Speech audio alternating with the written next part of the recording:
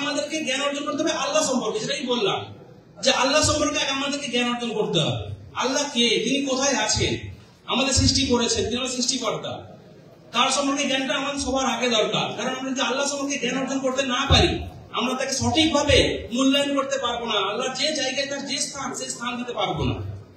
তো আল্লাহ কে, যদি আমরা কোশ্চেন করি, আল্লাহকে, আল্লাহ হচ্ছে আমাদের স্রষ্টা, মানে যিনি আমাদের সৃষ্টি করেছে।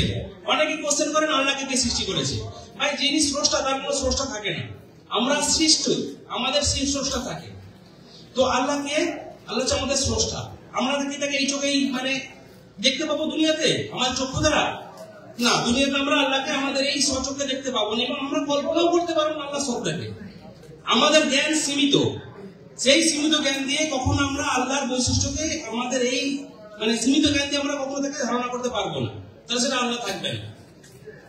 আমাদের কোনো ধারণা নেই এই দুনিয়াতে আল্লাহ সম্পর্কে, কিন্তু আল্লাহ নিজে তার সম্পর্কে অনেক কথা বলেছেন কোরআন এবং হাদিসে। আমরা সেইখান থেকে কি জিনিস জানবো, যেমন আল্লাহ কে, তিনি কোথায় আছেন, এই সম্পর্কে সূরা আস-সাজদার 4 নম্বর আয়াতে আল্লাহ বলছেন, আমি কোরআনটা বলছি না, কোরআনের আয়াত বলতে গেলে সময় চলে যাবে, সময়টা অনেক সংক্ষেপ, অনেক কিছু আলোচনা করতে হবে। আচ্ছা ভাইরা, আপনারা একটু চুপ করবেন, আস্তে কথা বলুন।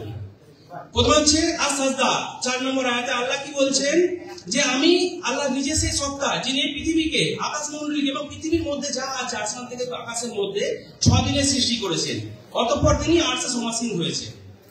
তিনি আমরা কি জানি আরশে সমাসীন হয়েছেন, অর্থাৎ আল্লাহ এখানে নিজেই বলছেন আল্লাহ পৃথিবী সৃষ্টি করেছেন, আরশ সৃষ্টি করেছেন, এবং তিনি আরশের আজিমে তিনি সমাসীন হয়েছেন, তিনি আল্লাহর উপরেই আছেন, আরশের উপরে আছেন। অনেকে কোশ্চেন করেন যে আল্লাহ আকার না নিরাকার। আপনাদের কি মনে? অনেকে আমরা জানি আকার মানে আমাদের আল্লাহর কোনো আকার নেই, নিরাকার জানি, কিন্তু ভাই ভুল জানি। আল্লাহর আকার আছেন, আল্লাহ নিজে বলেছেন। আল্লাহ অনেক সূরাতে অনেক আয়াতে বলেছেন যে আমি নিজে হাতে আদম আলাইহিস সালামকে সৃষ্টি করেছি, আল্লাহর হাতে প্রমাণ পায়। অনেক আয়াতে আল্লাহ বলেছেন যে আমি নিজে হাতে লালন পালন করি, আমি দেখি, আমি শুনি। এবং হাদিসে আছে যখন কোনো মানুষ দান করে, নিয়ত তার সৎ থাকে, তখন আল্লাহ বলেন আমি সেই দানটাকে ডান হাতে গ্রহণ করি এবং তাকে লালন পালন করি, যাতে পরবর্তী সেখান থেকে ফল পেতে পারে। তো আল্লাহ নিরাকার না, আকার আছে। তো যদি আমরা যাদের ধারণা আছে আল্লাহ আকার না নিরাকার, মাথায় রাখবেন আল্লাহর আকার আছে, আল্লাহ স্বয়ং নিজে বলেছে। এবং একটা হাদিসও আছে যেখানে মানুষকে যখন জাহান্নামে দেওয়া হবে, জাহান্নাম বলবে আমার আরো চাই, আরো চাই, তখন আল্লাহ নিজের বাবাটা জাহান্নামে দিয়ে দেবে, তখন জাহান্নামে ভোট দিয়েছে, আল্লাহ আমাকে কিছু দেওয়ার দরকার নেই। তো আল্লাহর আকার আছে, এটা হচ্ছে আল্লাহ সম্পর্কে আমাদের জ্ঞান। অনেকে নাস্তিকরা আছেন যারা বলে যে না, পৃথিবী অটোমেটিক সৃষ্টি হয়েছে। আল্লাহ তো পৃথিবী সৃষ্টি করেছেন, আমাদের সৃষ্টি করেছেন, উদ্দেশ্য আছে। তো পৃথিবী যখন সৃষ্টি হয়, অনেকে আছে নাস্তিক যারা অনেকে মুসলমানরা ধারণা করি যে পৃথিবী অটোমেটিক সৃষ্টি হয়ে গেছে, এর জন্য মানে কোনো স্রষ্টা নেই, বিশেষ করে নাস্তিকদের ধারণা এটা। তো যারা নাস্তিক তারা মনে করে পৃথিবী অটোমেটিক সৃষ্টি হয়ে গেছে, পৃথিবী অটোমেটিক সৃষ্টি হয়নি। পৃথিবীতে অটোমেটিক সৃষ্টি হতে গেলে যে পরিমাণের লাভ দরকার সেটা পৃথিবীর পক্ষে সম্ভব না। যেমন একটা এক্সাম্পল দিচ্ছি, পৃথিবী অটোমেটিক সৃষ্টি হওয়ার জন্য প্রয়োজন হচ্ছে 1 × 10⁻60, মানে অটোমেটিক পৃথিবী সৃষ্টি হতে গেলে পারে 1-এর পিছনে 10-এর পিছনে যদি আপনি 60টা শূন্য লাগাবেন, তার মধ্যে একটা চান্স সৃষ্টি হবে। একটু সহজ করে যারা বলতে চাই, ধরুন আপনারা সবাই এখানে যারা আছে আমরা মরুভূমি দেখেছি, সাহারা মরুভূমি না দেখলেও নাম সবাই শুনেছি। এই সাহারা মরুভূমির মধ্যে আপনাকে নিয়ে গিয়ে দাঁড় করিয়ে দেওয়া হলো, একটা বালি তুললাম সাহারা মরুভূমি থেকে, সেই বালিটাকে একটা লাল কালার করে দিয়ে আমি বললাম আপনার চোখটা বেঁধে দিয়ে এই বালিটাকে, বালি কোনাটাকে আমি সাহারা মরুভূমির মধ্যে ফেলে দিলাম, আপনাকে এক চান্সে খুঁজে পেতে হবে। যতটা সম্ভাবনা আপনার ওই বালিটাকে খুঁজে পাওয়া পুরো সাহারা মরুভূমির মধ্যে এক চান্সে, ততটাই সম্ভাবনা হচ্ছে পৃথিবী অটোমেটিক সৃষ্টি হওয়া। এবার আপনি যদি আপনার পক্ষে সম্ভব সাহারা মরুভূমির মধ্যে একটা বালি কণা তুলে নিয়ে তাতে লাল কালার করে দিয়ে ফেলে দেবেন, আপনি এক চান্সে চোখ বন্ধ করে খুঁজে ফেলবেন, তাহলে পৃথিবী অটোমেটিক সৃষ্টি হয়েছে। আর যদি মনে করেন সম্ভব না, তাহলে পৃথিবী অটোমেটিক সৃষ্টি হয়নি। এর জন্য আমার মহান রব্বুল আলামিন তিনি সৃষ্টি করেছেন। এছাড়া আরো জিনিস রয়েছে। আমি আজকে সায়েন্স নিয়ে কয়েকটা কথা বলছি, কারণ অনেকে আছেন এই ভিডিওটা ফেসবুক আছে, ইউটিউবে লাইভ হচ্ছে, অনেকে দেখেন, এই কারণে জাস্ট কয়েকটা আমি এক্সাম্পল দিচ্ছি। এই যে পৃথিবী সৃষ্টি হয়েছে, এছাড়া আমরা পৃথিবীতে বসবাস করছি, যে গ্র্যাভিটি মানে মাধ্যাকর্ষণ টান, একটা টানের প্রয়োজন আছে, নাহলে আমরা পৃথিবীর উপর স্তরে বসবাস করছি, আমরা পৃথিবীতে ছিটকে চলে যেতাম। গ্র্যাভিটি বা মাধ্যাকর্ষণ যদি বেশি হতো, পৃথিবীর বাইরে যা কিছু আছে সব পৃথিবীতে এসে পড়তো, আমাদের কোনো অস্তিত্ব থাকতো না।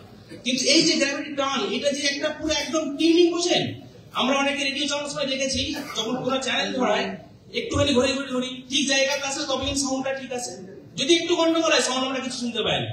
ঠিক সেরকম সায়েন্টিস্টরা বলছেন এই পৃথিবীটাকেও ঠিক সেম ভাবেই খুব ফাইন টিউনিং করা রয়েছে। তার ফলে আমরা এখানে আজকে যে বসবাস করছি, যা কিছু প্রয়োজন সবকিছু আমরা পাচ্ছি একদম পুরো সমান মাপে। যদি একটু বেশি হতো, যে আমরা অক্সিজেন নিচ্ছি, কার্বন ডাইঅক্সাইড ছাড়ছি, যদি কার্বন ডাইঅক্সাইডের পরিমাণ একটু বেশি হতো, পৃথিবীতে মানুষ বাঁচতে পারতো না। তো পুরো ফাইন টিউনিং সেটা কে করছে? একমাত্র আল্লাহ তাআলা সম্ভব।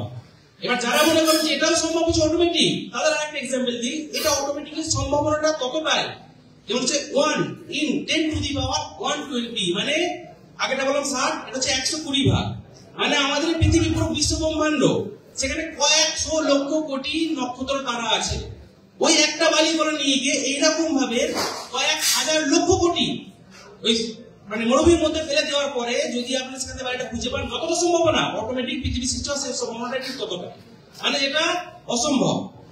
আমি সেটা সংখ্যাতে প্রকাশ করতে পারবো না, অতটা জ্ঞান নেই, অতটা আমার না। এই পৃথিবীর কোনো ক্যালকুলেটর ওটা ক্যালকুলেট করতে পারবে না, এতটাই অসম্ভব। আর এটা আমার কথা না, এই কথাগুলো হচ্ছে অনেক বড় বড় বিজ্ঞানী আছে, যার যদি নাম জানতে চান তার নামও কয়েকটা বলে দিচ্ছি।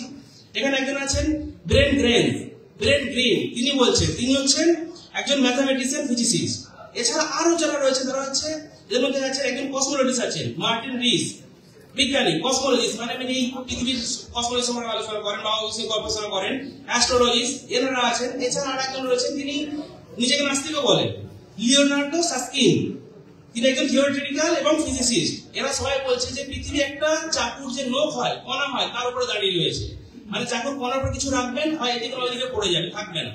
ঠিক আমাদের পৃথিবী সেরকম অবস্থান করছে। যদি একটু কোনো থাকতো, তাহলে পৃথিবী থাকতো না।